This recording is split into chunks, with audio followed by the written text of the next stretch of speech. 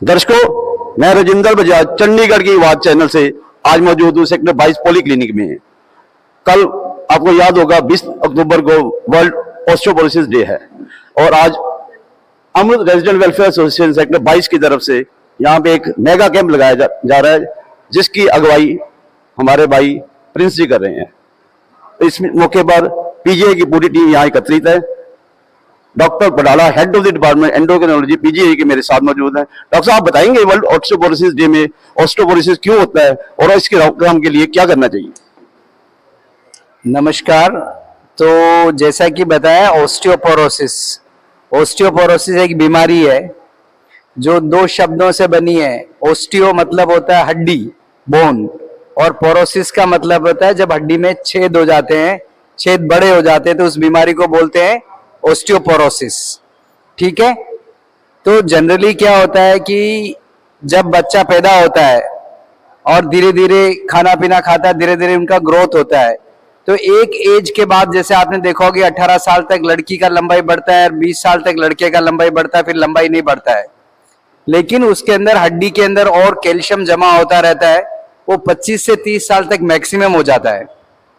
फिर उसके बाद में हर साल उसमें से कुछ कुछ अमाउंट ऑफ कैल्शियम कम होता जाता है।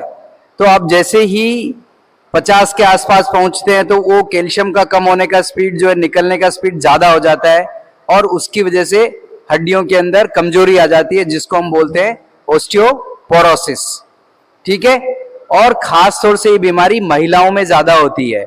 महिलाओं में ज्यादा इसलिए होती है बीमारी क्योंकि महिलाओं में जब महीना बंद होता है, आप सबको पता है माताओं बहनों को कि 45 साल की उम्र के आसपास जब महीना बंद होता है, तो महीना बंद होता तो एक हार्मोन का कमी हो जाता है और उस हार्मोन की कमी होने की वजह से हड्डी के अंदर जो कैल्शियम की मात्रा और तेजी से कम होना शुरू हो जाती है। तो महिलाओं के अंदर ये बीमारी ज्यादा कॉमन होती है और उस पर्टिकुलर एज में ज्यादा कॉमन हो जाती है। इसीलिए जो आज कैंप का आयोजन किया है, जो महिलाएं 45 से 50 साल की उम्र की ज्यादा है, उन सबका हमने एक स्कैन किया जिसको बोलते हैं डेक्सा स्कैन। और ये डेक्सा स्कैन ये बताता है कि आपकी हड्डी के अंदर कैल्शियम की मात्रा कितनी है।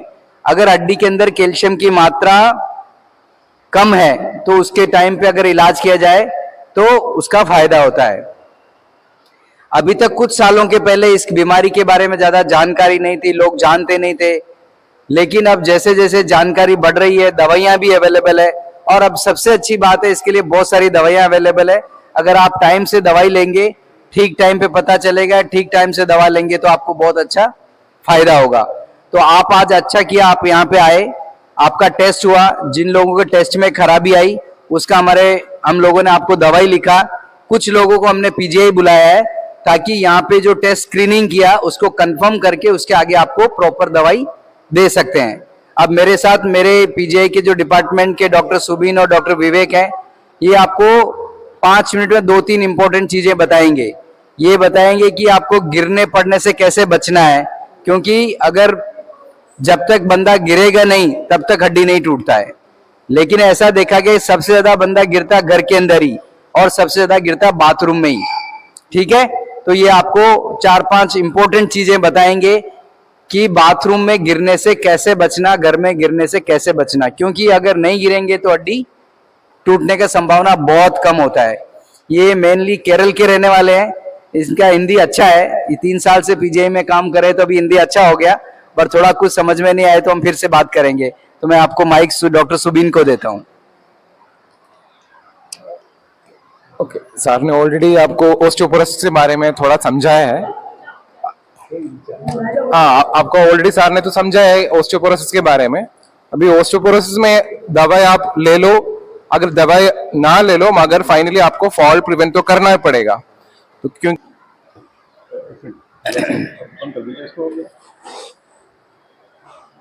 तो जो कि आज आप सब लोग यहाँ पे एकत्रित हुए हैं वर्ल्ड ऑस्टियोपोरोसिस डे सेलिब्रेट करने के लिए, कि और ये ऐसा होता है कि इंटरनेशनल ऑस्टियोपोरोसिस फाउंडेशन एक संस्था है, वो हर साल ये 20 तारीख को मुकर्रर किया है कि इस 20 तारीख को हम इस बीमारी के बारे में लोगों के अंदर जागरूकता बढ़ाएंगे, इसके लिए डे सेलिब्रेट करते हैं।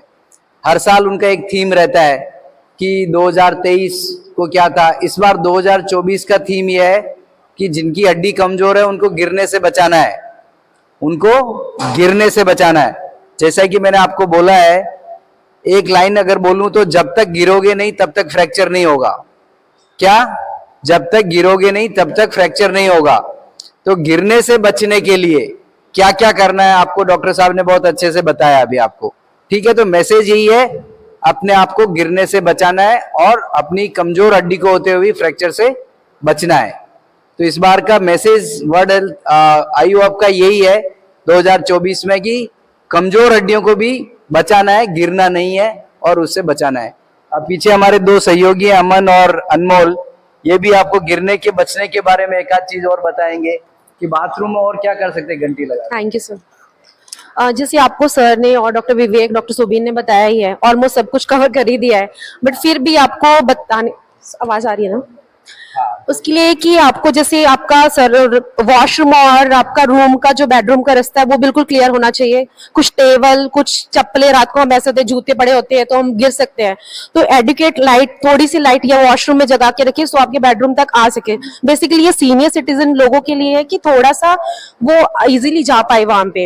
एंड वॉशरूम में भी आप जब जा रहे हैं तो उनकी जो आपकी टाइल्स है, फ्लोर है, वो आपकी जो आजकल वो मैटिक वाली चल रही है कि आपको नॉन स्लिपरी वो होनी चाहिए, कि पानी नहीं गिरा होना चाहिए, सूखा होना चाहिए।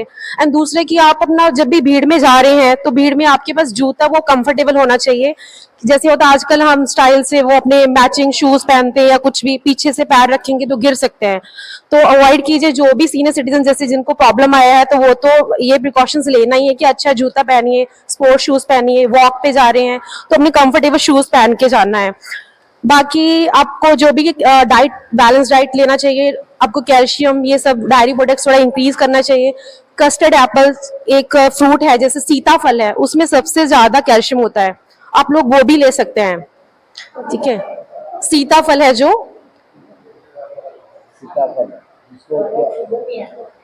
जिनको डायबिटीज वो अवॉइड कीजिए। जो ऑस्टियोपोरोसिस वाले पेशेंट है वो उसको ले सकते हैं।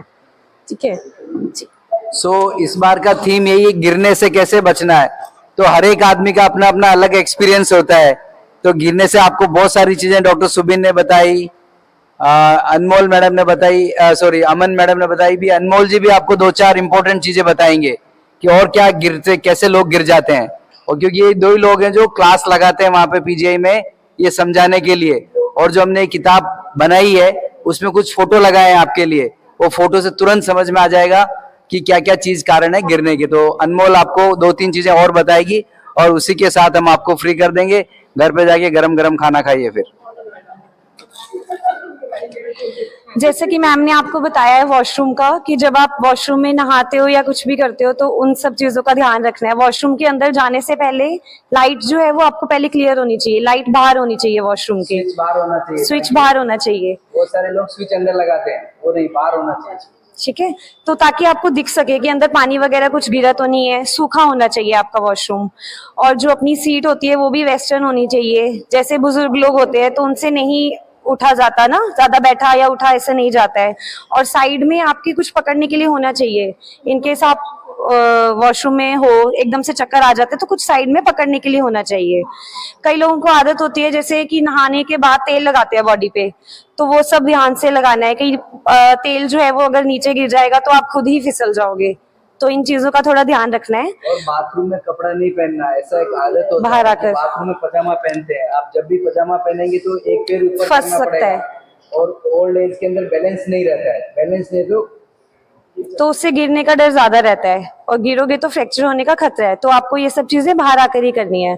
ठीक है, बाकी अगर जैसे आप लिफ्ट में जाते हो या रैंप्स होते हैं तो रैंप्स के लोग क्या करते हैं, ऐसे ही चल पड़ते हैं, तो साइड पे जो ग्रिल लगी होती है उसके सहारे से आपको चलना है। कभी कभार क्या होता है, आपकी चप्पलें घिसी हुई होती है, जूते घिसे हुए होते हैं, अगर आपकी ठीक रहेंगी चप्पलें वगैरह, ज्यादा घिसी हुई चीजें अगर आप नहीं पहनेंगे तो गिरने से बच सकते हैं। ग्रिल की हेल्प से ही आपको जाना है। ठीक है, बाकी स्कूटर पे अगर आप लोग बैठते हैं तो फीमेल लोग क्या करते हैं, एक साइड को होकर ही बैठती हैं, तो वो गलत है। स्पीड ब्रेकर आया या एकदम से कभी आगे वाले ने ब्रेक लगा दी तो कभी नहीं कंट्रोल होता है, तो उस चीज का ध्यान रखना है। जैसे मेल्स लोग बैठते हैं क्रॉस कर कर, वैसे ही बैठना है आपको, तो वो ज्यादा बेनिफिशियल रहता है आपके लिए। तो ठीक है, थैंक यू। मैं यहाँ पर मौजूद डॉक्टर बडाला की टीम को धन्यवाद देता हूँ। ये राजकुमार जी, इन्होंने 4 लाइनें बोलने के लिए बोला और मुझे बोलना है। हाँ जी, बोलिए। ये कोई हिंदी की 4 लाइनें बोलने के लिए मुझे बोला, मैं बोल देता हूं। जब लगा था तीर, जब लगा था तीर तब इतना दर्द न हुआ, जब लगा था तीर तब इतना दर्द न हुआ, दर्द तो तब हुआ जब कमान देखी अपनों के हाथों में, खोखला करती रही लगातार दीमक उसे, लकड़ी भ्रम में रही कि लगाव ज्यादा है। ठीक है, तो इन्होंने बताया, तो इन्हों को आज मैंने समझाया कि सब व्यसनों से दूर हो जाओ। क्या? सब व्यसनों से दूर हो जाओ, अपने शरीर को बचाओ। किसी ने कहा ना, पहला सुख क्या है जिंदगी के अंदर? पहला सुख निरोगी काया। अगर शरीर स्वस्थ है तो सब अच्छा है, शरीर स्वस्थ नहीं तो किलो सोना महल सब बेकार है।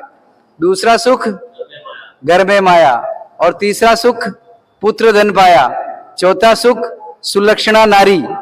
ये 4 है, लेकिन खास बात इनकी है कि जब पहला होगा जब दूसरा मिलेगा, जब दूसरा मिलेगा तब तीसरा मिलेगा, जब तीसरा मिलेगा तब चौथा मिलेगा। ठीक है, तो ये सब चीजों का एक सीरियल है। तो हम तो अभी पहले सुख पे बात करते हैं, हम डॉक्टर हैं, हम पहले सुख की बात करेंगे। आपने जो आज ज्ञान अर्जित किया है, आज शाम को जब आप पार्क में घूमने जाओगे, अपने 5 सहेलियों को बताना कि आज हम वहां पे कैंप में गए थे पीजीआई में, और उन्होंने हमें ये सारी चीजें बताई और उससे हमें ये फायदा हुआ। लेकिन हम कहते हैं ना, ज्ञान एक ऐसी चीज है जो बांटने से बढ़ती है, और खुशी वो भी एक ऐसी चीज है जो बांटने से बढ़ती है। तीसरी एक चीज है इज्जत। आपकी